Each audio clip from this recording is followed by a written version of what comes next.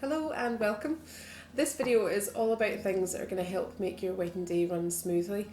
When you're thinking about your wedding day, you might think about things like your decoration, how your outfits are going to look, how people are going to enjoy themselves on the wedding day. You might not think about the little things that could go wrong.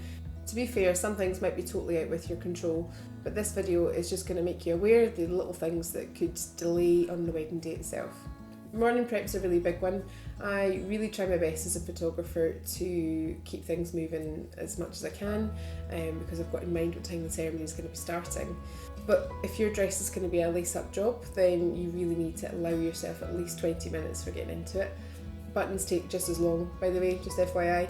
Have a trial run beforehand with the person that's going to be helping you, but when nerves kick in and a few drinks have been had, sometimes it can take a little bit longer and time isn't really in everyone's mind. This advice isn't just for brides, by the way, so grooms should take note as well. If you're going to be wearing a kilt, have a practice putting it on and also learn how to do up the laces. I've seen a lot of gents in the morning of the wedding scratching their heads and looking up YouTube videos on how to tie kilt laces.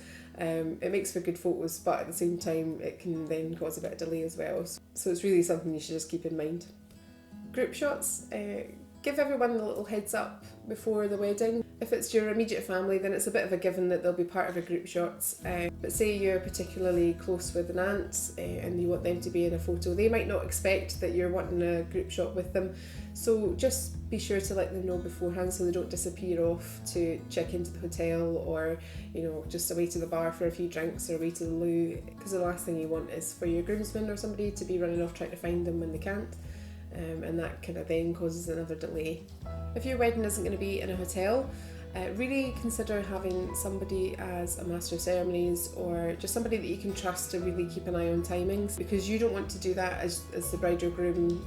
You don't want to really be thinking about how things are going to be running. This is particularly important because if you've got outside caterers, you really don't want to delay them as well. And last up is speeches. I absolutely love a good speech. The best man speech has the capacity to be absolutely hilarious, and the father of the bride speech can be so emotional and really heartfelt.